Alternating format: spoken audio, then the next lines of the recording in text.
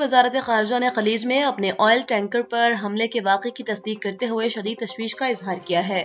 ترجمان لن جیان نے بیجنگ میں پریس بریفنگ کے دوران بتایا کہ حملے کا نشانہ بننے والے ٹینکر پر چینی عملہ موجود ہے، تاہم خوش قسمتی سے اب تک کسی جانی نقصان کی اطلاع موصول نہیں ہوئی۔ یہ واقعہ ایک ایسے حساس وقت پر پیش آیا ہے جب خطے میں امریکہ اور ایران کے درمیان فوجی تناؤ عروج پر ہے اور آبنائے ہرمز میں تجارتی بحری جہازوں کی آمد و رفت تقریباً مفلوج ہو کر رہ گئی ہے۔ چینی ٹینکر 4 مئی 2026 کو متحدہ عرب امارات کے ساحل پر مینا صقر کے قریب حملے کا نشانہ بنا۔ چینی میڈیا اسوسی ایشن کے مطابق جہاز پر واضح طور پر چائنا اونر اینڈ کریو کے الفاظ درج تھے۔ بحری سیکیورٹی ذرائع کا کہنا ہے کہ یہ مارشل آئی لینڈز کا رجسٹرڈ جہاز JV انوویشن ہے۔ حملے کے بعد جہاز کے ڈیک پر آگ لگ گئی، تاہم عملے نے فوری طور پر قریبی جہازوں کو معطل کیا۔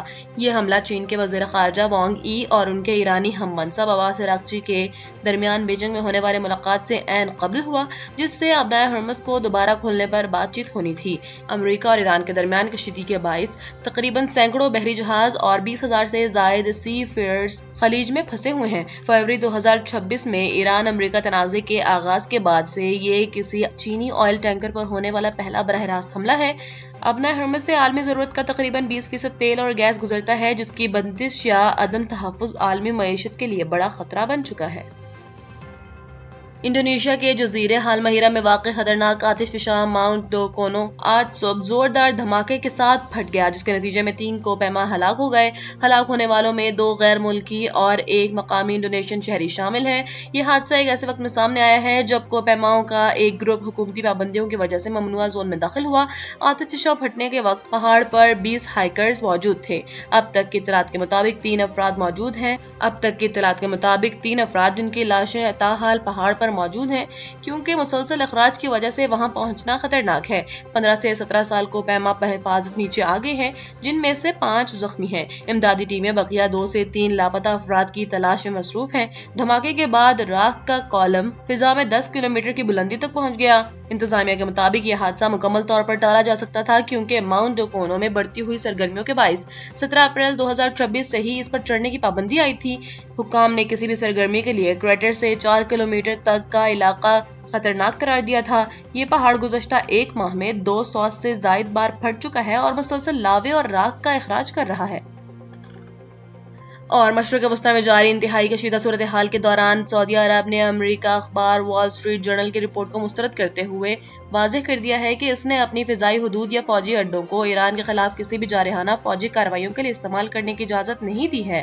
سعودی ذرائع کے مطابق مملکت اس وقت خطے میں مزید جنگ کے حق میں نہیں ہے اور وہ اس تنازع کو سفارتی طریقے سے حل کرنے کی کوششوں کا حصہ ہے۔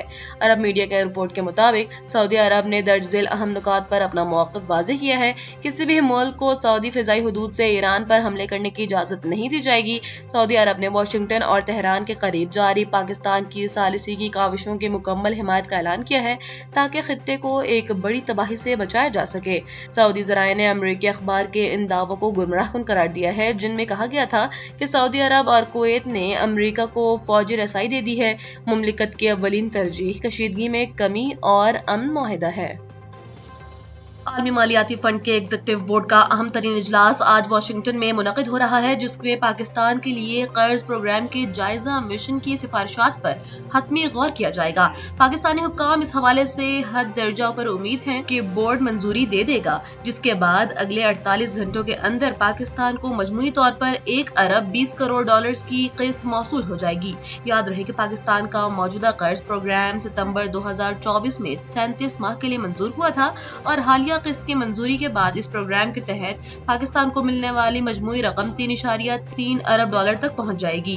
بورڈ پاکستان کی جانب سے حالیہ معاشی اصلاحات اور IMF کی شرائط پر عمل درآمد کا جائزہ لے گا۔ منظوری کی صورت میں رقم کی منتقلی محض 2 دن کے اندر متوقع ہے، جو پاکستان کے غیر ملکی زر مبادلہ کے ذخائر کے لیے انتہائی اہم ثابت ہوگی۔ بھارت کی 5 ریاستوں میں ہونے والے حالیہ انتخابات کے نتائج میں بھارتی سیاست میں مذہبی اور نظریاتی بنیادوں پر بڑھتی ہوئی خلیج کو ایک بار پھر واضح کر دیا ہے۔ سیاسی تجزیہ کاروں کے مطابق ان نتائج نے ثابت کیا ہے کہ بھارتی ووٹرز اب کسی ایک قومی نقطے کے بجائے اپنے مذہبی پس منظر اور سیاسی تحفظات کو مد نظر رکھ کر فیصلہ کر رہے ہیں۔ اس صورتحال کو ماہرین ریورس پولرائزیشن کا نام دے رہے ہیں، جہاں ایک گروہ کی شدت پسندی یا یکجہتی دوسرے گروہ کو اپنے دفاع میں متحد ہونے پر مجبور کر رہی ہے۔ بی جے پی نے کئی ریاستوں میں مسلم امیدواروں کو ٹکٹ دینے سے گریز کیا ہے۔ پارٹی کا کہنا ہے کہ یہ فیصلہ سیاسی حقائق اور جیتنے کی صلاحیت کی بنیاد پر کیا گیا ہے۔ اپوزیشن جماعتوں کا موقف ہے کہ مسلمانوں کو انتخابی عمل سے باہر رکھنے یا انہیں نظر انداز کرنے سے ملک کی سب سے بڑی اقلیت میں احساس محرومی بڑھ رہا ہے، جو جمہوریت کے لیے نیک شگون نہیں۔ مسلمان ووٹرز کانگریس اور مقامی جماعتوں کو ایک ایسی پناہ گاہ کے طور پر دیکھ رہے ہیں جو بی جے پی کے سخت گیر نظریات کا مقابلہ کر سکیں۔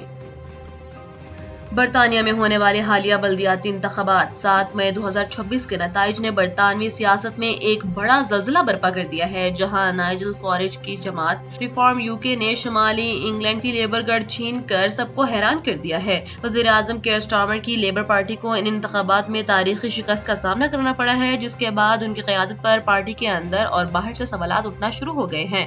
انتخابی نتائج کے مطابق ریفارم UK نے نہ صرف نشستیں جیتی بلکہ کئی کونسلوں کا کنٹرول بھی سنبھال لیا، جس سے وہ ملک کی ایک بڑی سیاسی قوت بن کر ابھری ہے۔ ہارٹل پول سے رکن پارلیمنٹ جوناتھن برش اور دیگر رہنماؤں نے نتائج کو لیبر کے لیے تباہ کن قرار دیتے ہوئے وزیر اعظم سے استعفے کا مطالبہ کر دیا ہے۔ نائجل فارج کی قیادت میں پارٹی نے پہلی بار لندن کے مضافات اور جنوبی انگلینڈ میں بھی اپنی جڑیں مضبوط کی ہیں۔